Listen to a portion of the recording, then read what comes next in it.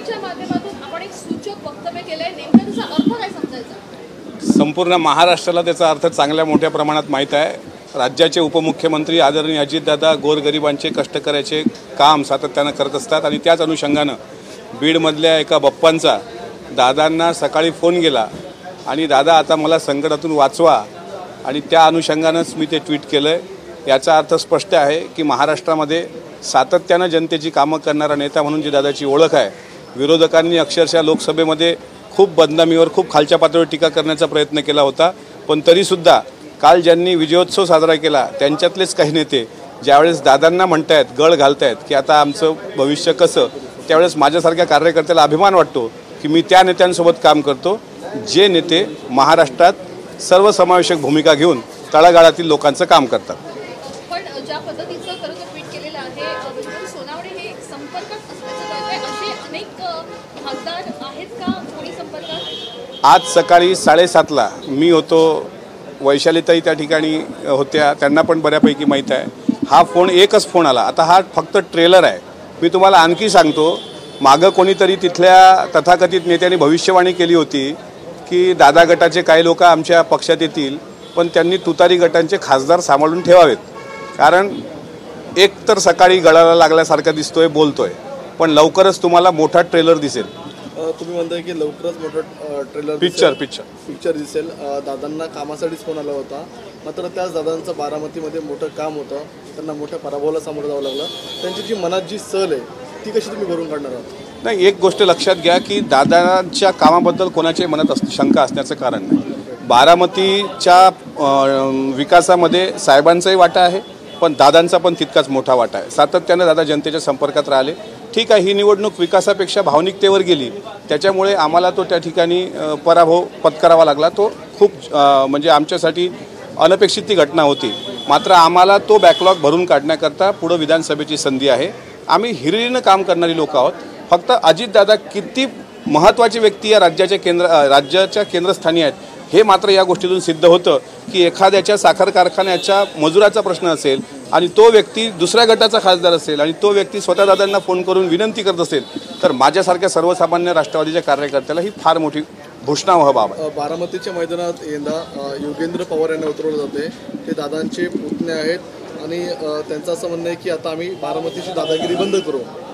आता त्यांनी काय म्हटलं मला माहीत नाही, शेवटी लोकशाहीमध्ये प्रत्येकाला उभं राहण्याचा अधिकार असतो। मागच्या वेळेस एकाचं डिपॉझिट गेलं, आता यावेळेस त्यांनी करून पाहावा प्रयत्न। एकीकडे जे आहे ते शिवसेनेचे अनेक खासदार जे आहेत ते गटाच्या संपर्कात असल्याचं म्हटलं जातं आणि आता पुन्हा एका राष्ट्रवादीचे जे खासदार आहेत शरद पवार गटाचे ते अजितदादांच्या संपर्कात असल्याचं म्हटलं जात आहे। महाविकास आघाडीला मोठा हा धक्का बसू शकतो, काय करेक्ट कार्यक्रम होण्याची शक्यता आहे? मी तेच म्हणतो की आज फक्त तुम्ही ट्रेलर बघितला, आता याच्यावर स्पष्टीकरण विरोधकांकडून येणं साहजिक आहे। आम्ही पण वाट पाहतो की ते काय स्पष्टीकरण देतात आणि आमचं जर चुकीचं असेल तर संबंधित नेत्याचे काय म्हणतात त्याला कॉल डिटेल्स काढावे, किती वाजता तुमचा फोन आला, कशा संदर्भात आला, आणि दुपारीसुद्धा 2:30 वाजता एक फोन येऊन गेला असं मला कळतंय।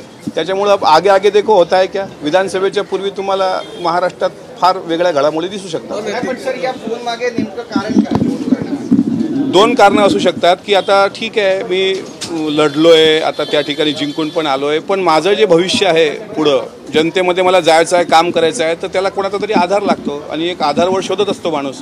त्यामुळे या फोनचं एवढंच सांगता येईल की दोन्ही अँगल आहेत की शेवटी पदरातही घ्या, झाली चूक, असे आहेत ना 1-2 जण आहेत, मी आता नाही सांगत पण हळूहळू सांगतो। खूप जास्त प्रमाणात आहे, तुम्ही फक्त बघा, आजही अनेक लोक इच्छुक आहेत। आता मीटिंग सुरू आहे पक्ष कार्यालयामध्ये। विधानसभेमध्ये अल्पसंख्याक समाजाला सुद्धा चांगल्या पद्धतीने न्याय देता आला पाहिजे, मागासवर्गीय समाजाला न्याय देता आला पाहिजे, मराठा ओबीसी समाजाला न्याय देता आला पाहिजे, ही आमच्या पक्षाची शिवशाहू फुले आंबेडकरवादी भूमिका। त्यामुळे मोठ्या प्रमाणात तरुण वर्ग इथं आकर्षित होतोय आणि एक तुम्हाला सांगतो की येणाऱ्या विधानसभेमध्ये तुम्हाला राष्ट्रवादी काँग्रेस पक्षामध्ये सर्वसमावेशक नवतरुणांचा भरणा दिसेल आणि त्या अनुषंगानं घडामोडी घडायला सुरुवात झाली। तुतारी गटामध्ये कालपर्यंत जे विजयाचा गुलाल घेऊन नाचत होते ते सुद्धा बऱ्यापैकी आज पार्टी ऑफिसला बसलेले आहेत।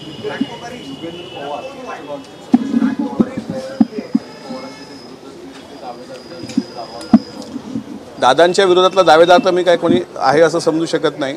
शेवटी आदरणीय पवार साहेबांजवळ कोणी विनंती घेऊन गेलं असेल तर पवार साहेब सुद्धा या देशातले मोठे राजकारणी आहेत। कोणाला किती माप द्यायचं हे त्यांना चांगल्या पद्धतीने माहीत आहे.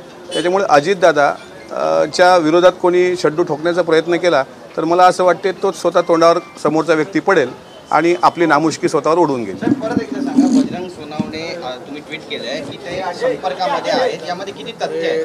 तथ्य जर नसेल, तथ्य आहे म्हणूनच बोलतोय.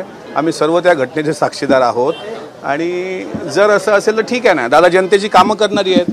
तिकडे जरी असेल, फोन आला तरी दादा उपमुख्यमंत्री आणि अर्थमंत्री म्हणून काम करतात, पण त्याला दुसराही अँगल असावा असा याबद्दल माझ्या मनात शंका आहे. वारंवार म्हणतात की ते शरद पवार यांचे अगदी घनिष्ठ संबंध आहेत, कार्यकर्ते आहेत, कट्टर कार्यकर्ते, आणि बीड जिल्हा जो आहे तो एनसीपी शरद पवार यांच्या विचारांचा जिल्हा आहे. त्यांच्या सगळ्या गोष्टी मान्य करू, पण नेते असे राजकारणी आणि कलाकार असतात काही काही की त्यांच्या पोटात एक आणि पोटात दुसरं असतं.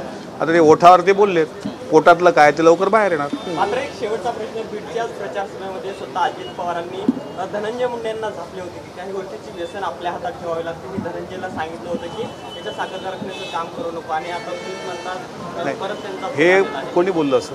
अजित पवार बोलले. मी तसं ऐकलेलं नाही. मी तुम्हाला एवढंच सांगतो की आज सकाळी देवगिरीवर जी घडामोड घडली ती घडामोड मी तुमच्यासमोर मांडली. बजरंग अप्पा तुमच्या पक्षामध्ये येतील असं तुमचा दावा आहे की असं वाटतं तुम्हाला किती येतील? तुम्ही थांबा ना, अभी आगे आगे देखो ना क्या होता है. बजरंग सोनवणेंनी काल सांगितलं की मोठ्या प्रमाणात आम्ही विधानसभेमध्ये आमदार निवडून आणू, असं त्यांनी काल दावा देखील केला. प्रत्येक आपापला दावा करत असतो. प्रत्येकाला वाटतं की आपल्या जागा निवडून आल्या पाहिजे, त्याच्यामध्ये काही गैर नाही. पण त्यांना विचारा आज सकाळी फोन कशासाठी केला होता, विचारा. किती वेळ फोनवर साधारण चर्चा झाली? ही 10 ते 12 मिनिटं साधारण चर्चा झाली. एबीपी माझा, उघडा डोळे बघा नीट.